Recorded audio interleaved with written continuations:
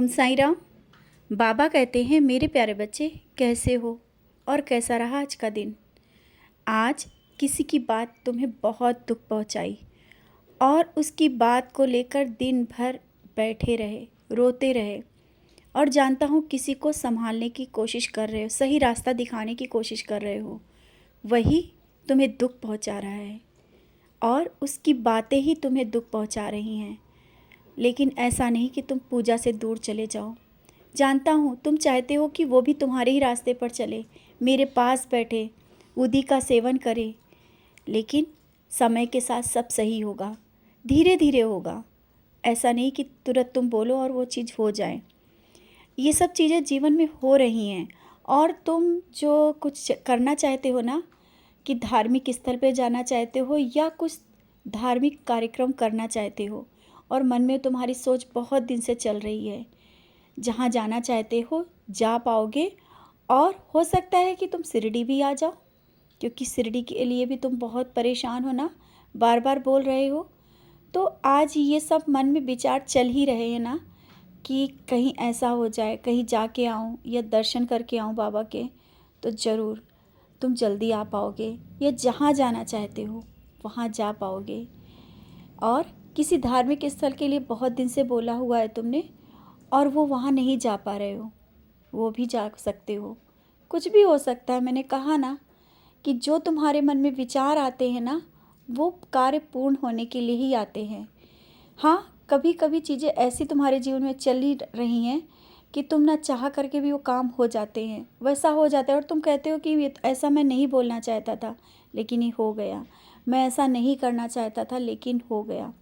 बच्चे, ये जीवन है, इसमें कभी कभी कोई ना कोई चीज़ें ऐसी हो ही जाती हैं। अगर ये सब ना हो तो जीवन का रंग कैसे पता चले, खुशी और दुख का एहसास कैसे तुम कर पाओगे। अगर खुशी का एहसास करना है तो तुम्हें दुख का भी तो एहसास करना होगा।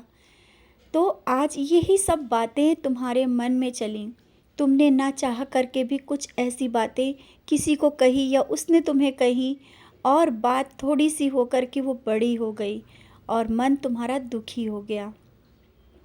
यही सब हुआ ना। और छोटी सी बातों को लेकर के घर में कलह ना होने दिया करो, क्योंकि जब घर में लड़ाई और झगड़ा होता है ना, तो मुझे भी नहीं अच्छा लगता। ये मत सोचो कि मैं वहाँ चुपचाप बैठा रहता हूँ। मैं वहाँ बैठ कर के तुम्हारे घर में बैठकर सब देख रहा होता हूँ। और किसी को बार बार इतना इस तरह से किसी चीज़ के लिए कहना छोड़ दो। जब समय आएगा हो जाएगा, उसके पीछे पड़ जाना कि ये काम तुम करो, ये काम हो के रहेगा।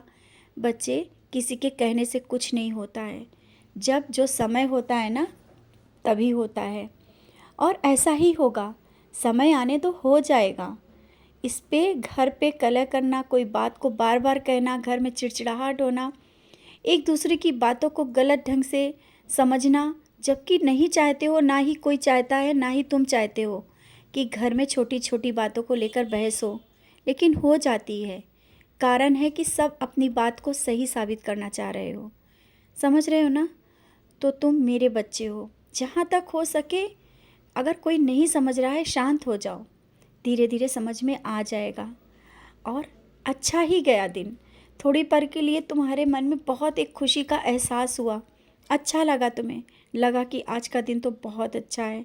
लेकिन थोड़ी ही देर में तुम्हारे मन को थोड़ी बेचैनी सी भी हुई। तो ये सब तो दिन भर में चलता ही रहता है। और जो तुम्हारे काम पड़े हैं ना अधूरे, उन्हें पूरे करो। आधे अधूरे छोड़ करके आलस में मत बैठो, ठीक है ना। चलो अब सो जाओ। शुभ साईं रात्रि।